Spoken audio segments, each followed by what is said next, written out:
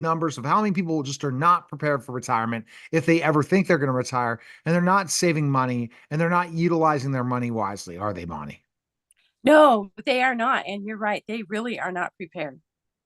Thank goodness I'm never retiring. So that's why, as I said, I'll have to have the best cash value life insurance down the line when I get a little bit older, just because if I end up having to go to an assisted living or nursing home, or God forbid, some sort of long-term care. So I will be prepared that way. But ultimately, my retirement is going to be more me working. So there you go. And then I could do the things I love if I invest my money correctly. And so that's basically tell us a little bit of your background, Bonnie, and you explain how you feel money works.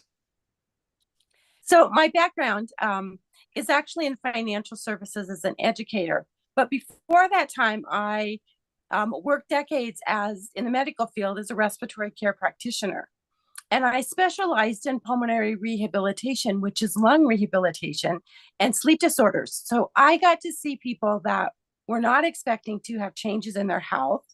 And now they were stuck because they were waiting for at least 2 years to get on disability.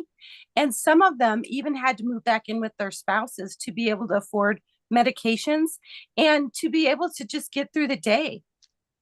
So it was my grandpa that was in the back of my head for all these years that taught us about money growing up and how to be prepared and what to be aware of. And I remember in the 1990s, he said, right now we've got 18% interest rates on our investments. And I know that's not going to last forever, but my grandpa, and my grandma plan to retire. And they're like, we're going to ride this train for as long as we can ride it and be able to be more comfortable at retirement. And at the same time, they also wanted the same for their children, their grandchildren, and their great grandchildren. So they did that for us. So I was grateful for all of that wisdom because most people do not get that. No, absolutely don't. And you're really focused on that, looking at retirement. You got to figure out how much money you're going to have, because if you don't have enough money, basically the biggest challenge when you grow older is running out of money before you run out of life. So that basically you won't be got to make sure you have it for a lot longer. What tips are you going to offer our listeners today they can work on? So my tips I would offer is to make sure that you start as early as possible. So for my grandpa and my grandma, when they got married, and my grandpa was 18 and my grandma was 20. My grandma spent all of their paycheck, which was a total of $15 at that time, on stocking the house so that they had groceries and could fix meals. And my grandpa said, you cannot spend all of our money every paycheck because nobody is going to pay for our retirement, for our business adventures, and all of the supplies and our vacations that we want to go on. That is up to us, and it starts now. So my grandpa actually prepared for 96 years to be able to be financially stable for not only he and my grandma, but also for the family in the future. So you're starting to save early. It's important to save, not Yes. spend it all. Yeah. And, for them, they started out with just $1 a paycheck because they only made $15 a week, but it's still $1. So, how many of us can find $1 here, a few cents there, $10 here that we can save every week?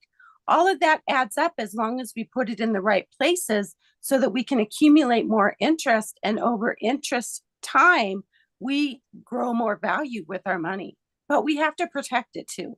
So Bonnie, what do you recommend when you start to save? What you should invest in?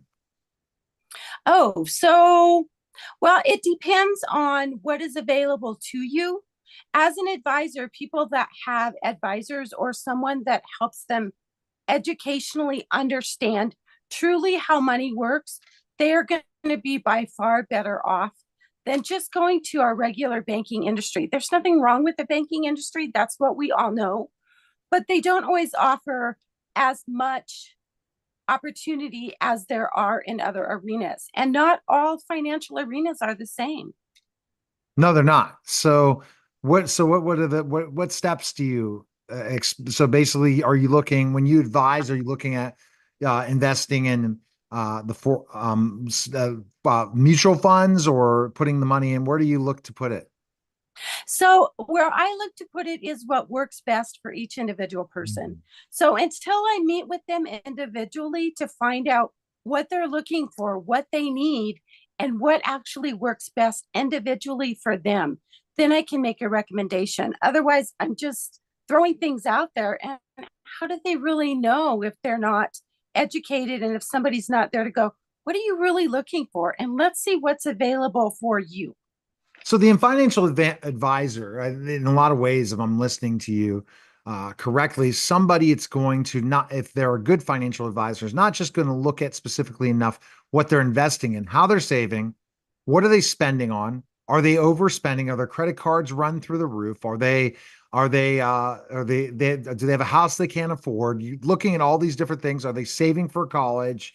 Are they doing all these specific things to make a goal to meet a certain plateau? So till you see what that person's doing, they can be like, if you have a lot of money, you can go high risk. But if you don't have a lot of money and you want to have that money for a nest egg for retirement, you're going to be more conservative, it sounds like. Well, I mean, you might be. It depends on people's risk tolerance, but it also depends on how much people choose to spend over a lifetime for taxes, also. And are they aware of ways to help them be more tax efficient?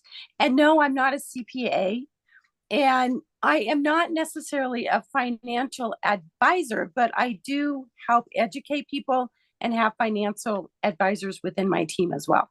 So that's so important because you look at the financial investment, as a fiduciary and looking at, there's only certain licensed fiduciaries really are looking out for you. And that's where you kind of partner with that specific team. But till you get your finances in order, you have a budget, have all these things in place, you're not going to save anything. No, that's exactly right. And people don't realize how quickly, just think about how fast the years go by. What I hear now from even our younger generations and my kids is, oh my word, everything goes by so fast. It was 20 years ago yesterday. And that's so true. If we don't start saving today, what's tomorrow going to be look like? And who would have expected in the last 5 to 10 years that inflation and cost of living would double and almost triple? And literally it did in, I guess, 3 years, or something crazy. Yeah. And well, hopefully we see a change very quickly moving forward. But what I'm saying is, you're right. You just don't know. And especially if you just have a job and you're not an entrepreneur that you can make any money you want to make or do specific things, you're not in control. You're only in control of saving. That's why Yes. that's the nice thing about entrepreneurship. Oh, I got to make this money. Let's go. But when it comes to people who are basically their salary is only going to go up a certain amount, it's about saving. Are they spending too much money on specific things? You're right. Are the taxes, are they saving on specific taxes that can really advise them to make those changes? Those are key. I mean, ultimately for business owners, that's the key. Business owners are spending so much more in taxes than they should if they had the right advising team. That's exactly right. That is so, so true. I mean, to the Because it's point the where you could saving 30, 40, 50% a year in taxes or more, or pay no taxes at all if you have the money and the resources to do it. But a lot of people don't want to put that time in, instead of contacting someone like yourself. yes, that's exactly right. And they're not aware and they don't ask, or maybe they think about it like myself years ago when I worked in corporate, that I had the questions in the back of my head, but I didn't know who to ask or who to go to get my questions answered. I did get them answered several years ago, but not as quickly as I needed to. I could have been far along and had my investments greater protected had I known what I know now.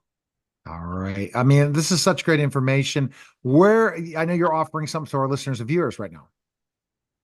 I am. And so they can go to howmoneyworks.com/Bonnie Peel. And Peel is Piel.